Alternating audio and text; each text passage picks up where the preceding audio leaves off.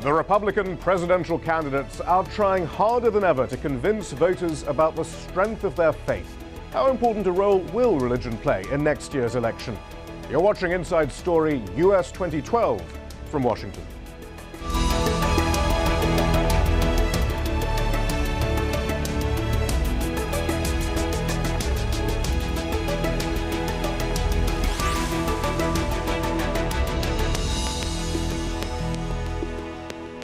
Hello, I'm Schaeffer.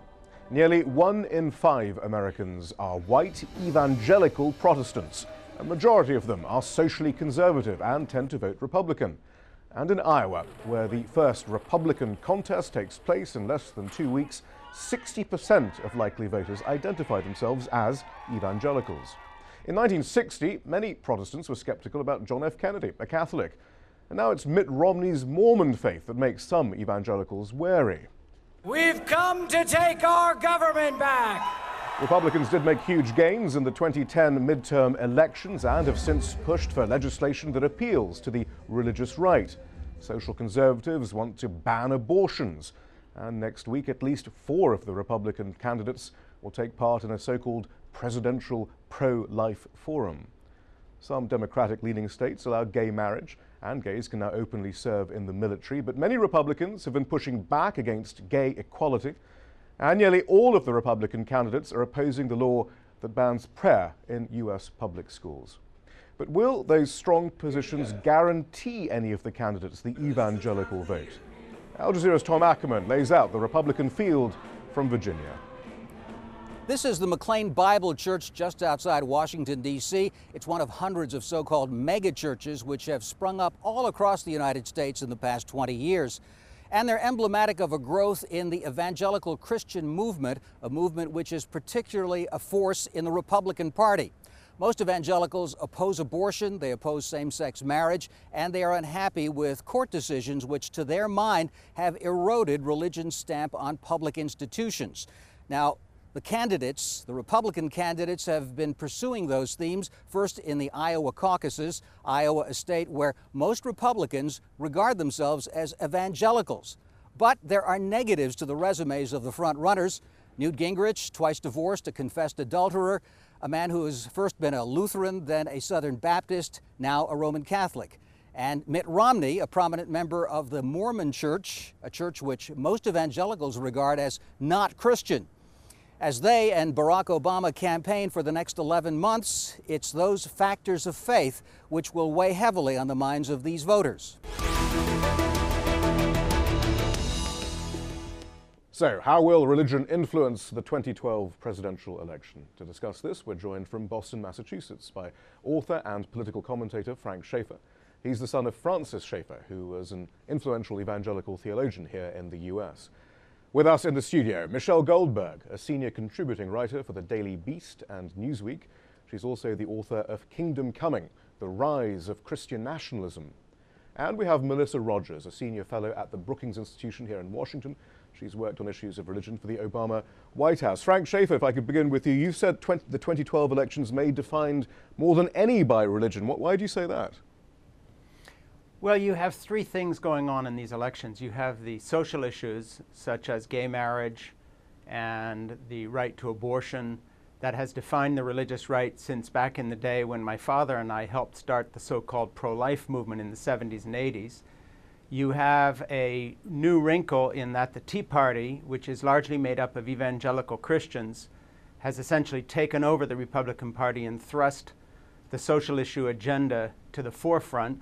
And then you have a third element, which is the issue of Christian Zionism, where you have people like Newt Gingrich, for instance, saying that the Palestinian people are an invented peoples, playing to hardline evangelical right-wingers whose view of end times eschatology, in other words, the return of Christ, makes them think that unless the West Bank is occupied by Israel forever, Jesus can't come back. And as crazy as that would sound to a secular audience, that drives a big chunk of American politics. So if you put those 3 things together, foreign policy driven by the lunatic fringe of American religion, social issues overwhelming economic issues at a time of crisis, and the candidates pandering to the Tea Party, made up largely of reactionary right-wing Christians, you've got a recipe for an election almost like no other. It's really theocracy versus democracy in this coming election. But with these constituencies in play, then, what would, if this does end up to be a contest between Mitt Romney and Barack Obama, what would that contest really mean for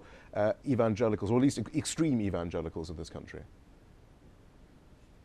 Frank Schaeffer. Well, yeah, I think what you have to understand is, from the point of view of the extreme evangelicals, the fundamentalists in America, their choice between Barack Obama and Mitt Romney, in their minds, in their brain, they would be thinking it's a choice between a Muslim, as they call Barack Obama falsely, and a Mormon that they would regard as a heretic.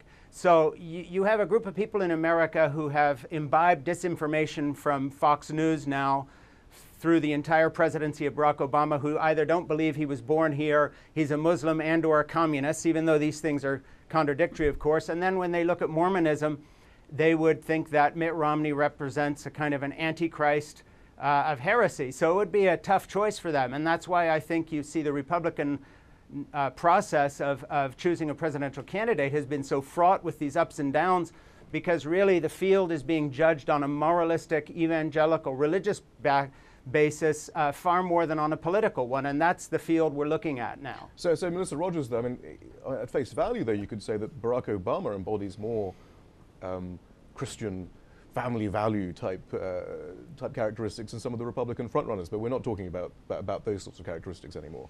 Well, certainly you're right that Barack Obama is, perceived and is a family man, and has been married to the same woman for all of his adult life. So that is something that traditionally voters who are socially conservative would look at and be responsive to. This election, we have, we don't see that factor being asserted as much, perhaps because some of on the Republican side cannot lift that up as a factor in their favor. But I think it's important to note, I mean, it was evangelicals who helped elect our first ever divorced president and our only divorced president, Ronald Reagan. So it seems that, one of the reasons that I talk about Christian nationalism as a distinct ideology as opposed to just kind of Christianity is that that is, in my opinion, what this block of voters want their presidential candidates to be proponents of. Not so much that they want them to live moral lives or be decent husbands and fathers and family men. They want them to espouse this sort of apocalyptic politics in which America was founded as a Christian nation, is now endangered by the forces of what Newt Gingrich is always calling secular socialism. They want this kind of Manichaean standoff between good and evil, and so they're willing to overlook all kinds of moral foibles in someone's personal life. That helps us perhaps explain the polling numbers that we're about to show our audience. The leading Republican candidates, this is how they stand amongst religious voters, we understand. A Washington Post ABC News poll out on Friday puts Newt Gingrich and Mitt Romney at a dead heat nationally, with 30% each of the Republican vote.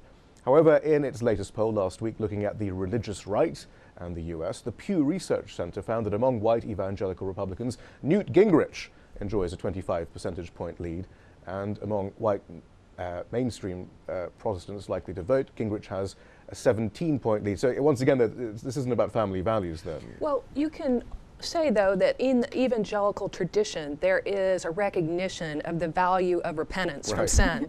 And Gingrich has made much of this in saying he has made mistakes in the past, and now he has come to understand what is right and is committed to following the right path. And that really resonates with many evangelicals in the nation. But it's also a kind of a convenient alibi, because, a lot of conservatives were very sarcastic about feminists and how they were willing to put aside their qualms about Bill Clinton's private behavior because he supported the same policies that they support.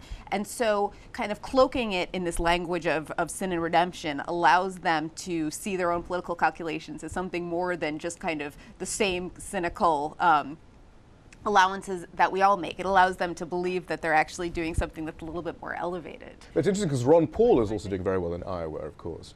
And some would suggest that his more libertarian policies go rather against some of that Christian nationalism? Well, no, I think it's really, well, he definitely goes against Christian nationalism, and he's very much against the kind of Christian Zionism that Frank was talking about. But he also comes out of an earlier kind of fundamentalist tradition. You know, he's basically the kind of modern representative of John Birch Society tendencies, which is one of the older, super reactionary religious organizations, or religious-based organizations, or religiously inflected organizations in the U.S. We thought we'd give, we just show a selection of the sort of messaging and themes that are coming from the candidates on the campaign trail in Iowa. Some of those John Birch themes seem to be still coming out as well. Let's take a look at those.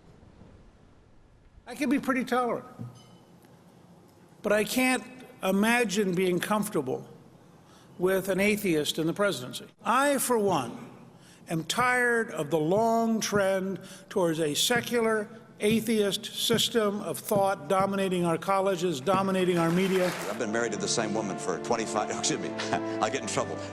years. I've been in the same church my entire life. If I'm president of the United States, I will be true to my family, to my faith, and to our country. I'm not ashamed to admit that I'm a Christian. But you don't need to be in the pew every Sunday to know that there's something wrong in this country when gays can serve openly in the military, but our kids can't openly celebrate Christmas or pray in school. As president, I'll end Obama's war on religion. Frank Schaeffer, is that really how American society is being seen right now? A war on religion, a war on Christmas? That's an old theme, I suppose. But I mean, is that really a seriously held viewpoint of many, many Americans? Well, I think if you're looking at the United States as a whole, you have to understand that the evangelical right wing represents a minority of the total population, but a majority when it comes to nominating Republican candidates. The Republican Party, Michelle was talking about Ronald Reagan. Since Ronald Reagan's time, the Republican Party has tilted very far to the right and has been taken over by people who are true religious extremists. In Ronald Reagan's time, it would have been unthinkable, for instance, for someone like Michelle Bachmann to be taken seriously as a candidate.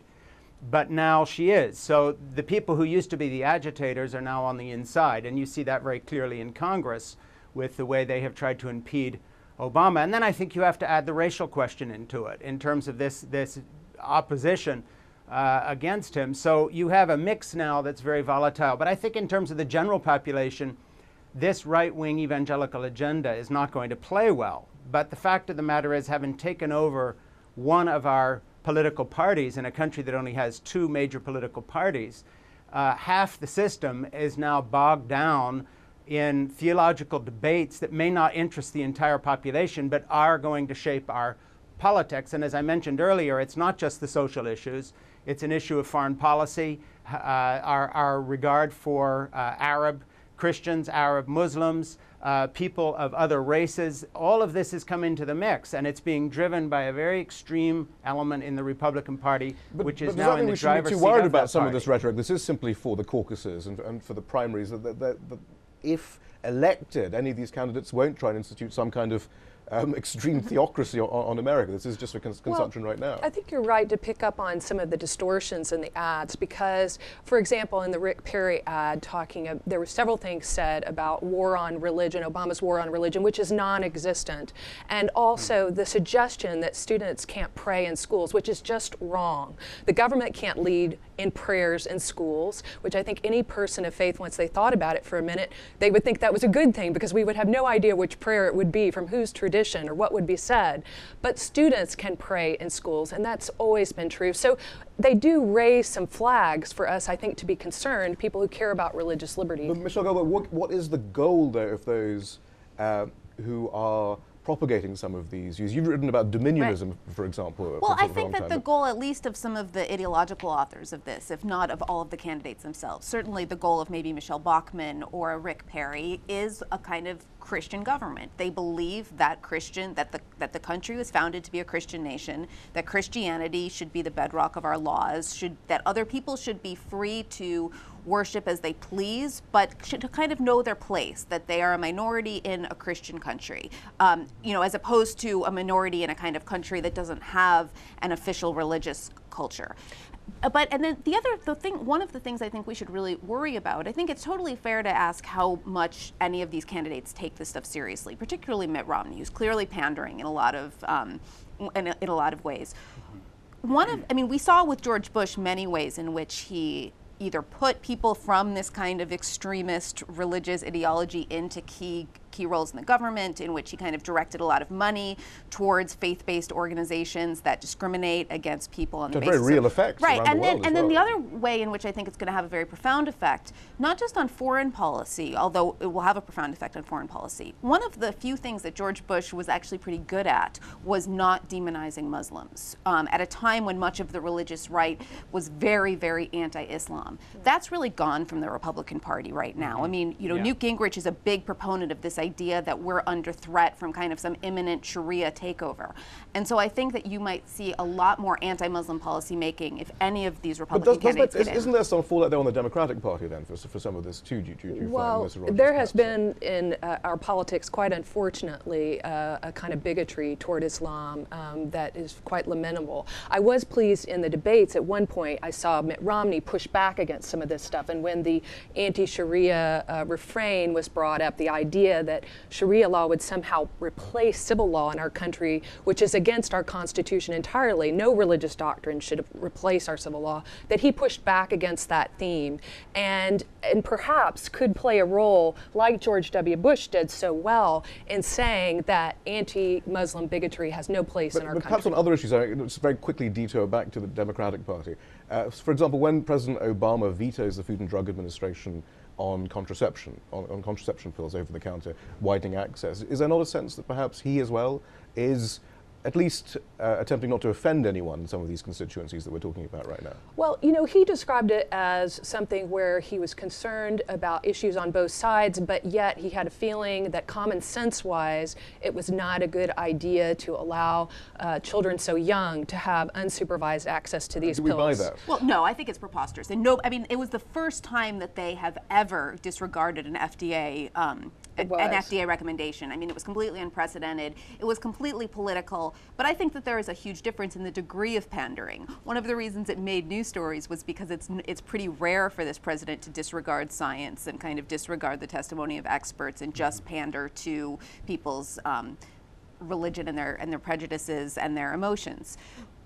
If in a Republican case, we'll see this all the time. Well, I wouldn't dismiss those reasons entirely. I think we can have a good debate about this, but I think that it's when we make decisions about these issues, science has to be respected, but it's not just science. Values play some role in the decision making. Frank Schaeffer, I was going to say the whole sex education debate in the United States has been hijacked by the right, and so it's one of these issues of triangulation that they have moved the debate so far away from comprehensive sex education. For instance, George W. Bush gave $1.6 million to an absolutely crazy group called the Silver Ring Thing that get girls as young as 6 years old to go to balls dressed in prom gowns. With their fathers as their dates, swearing that they will wear this silver ring until marriage. The fathers often enter into helping choose their wives. When you look at the extreme of sex education in states like Texas, that is completely not comprehensive and only based on abstinence, you have to understand that when someone like Barack Obama is trying to act into this environment, once again, just like the congressional forces that were unleashed by the Tea Party, he's dealing with extremists, so that everything is getting pushed in that direction. I have to go back to one other quick point that we were talking about Newt Gingrich and his fear of Sharia law, and that is to note how ironic it is that here in the United States you have religious groups, right-wing Christian groups, both evangelical and Roman Catholic, who are pushing to, in a way, rescind the Constitution of the United States and replace it with what they call biblical law, whether it comes to issues like abortion or gay marriage, but even foreign policy, as we've been discussing in terms of policy towards Israel and their view of the occupied territories. Mr. Rogers, and where is the constitutionality of some of this? What's odd about this is that you've got a group of Christians who say they fear Sharia law, who, in terms of their own religiosity, are trying to do exactly the same thing to this country. It would be an American version of kind of a soft theocracy, but they talk about bringing America back to the Bible, and what they mean by that is away from secular government, i.e. the rule of law. And I think that's a point that's really important to know. Is there some room for maneuver here? I mean, I know it's always debated what the sort of the wall between church and state actually means, but is there this much room for maneuver? We have said through our Constitution for years that religious doctrine cannot be substituted for civil law, and that is a great credit to our country and something we should always preserve. And I think it is strange to think about, this people saying that there is this threat of Sharia law when there's such a small minority of the population that it's hard to imagine it would ever happen. Hopefully, what Americans will see through this discussion is there is a great value in having civil law that is not religious doctrine, not anyone's religious doctrine. Frank Schaeffer, we don't have that much time, but I wondered, I mean, you describe yourself as one of the founders of the religious right, who now actually, as we've been discussing, has such an impact across the political spectrum. How did we get here? And we only have a few minutes left, a minute or so left, but how did we get there? You know, in this memoir of mine, Sex, Mom, and God, I describe the way I traveled out of the religious right and why I left it. But I think how we got here was that you had a number of flashpoints, Roe v. Wade, the legalization of abortion and so forth, fed into an agenda of the right wing where they are always looking for a way to motivate voters, especially middle class and lower middle class voters, to vote against their own interests. Look, Wall Street and the rest of the forces that really run this country don't care about these social issues. What they care about is making money. But to get mom and pop in the middle of Iowa to vote for you, you use abortion, you use gay rights, you use religious liberty, or the, quote, war on Christmas.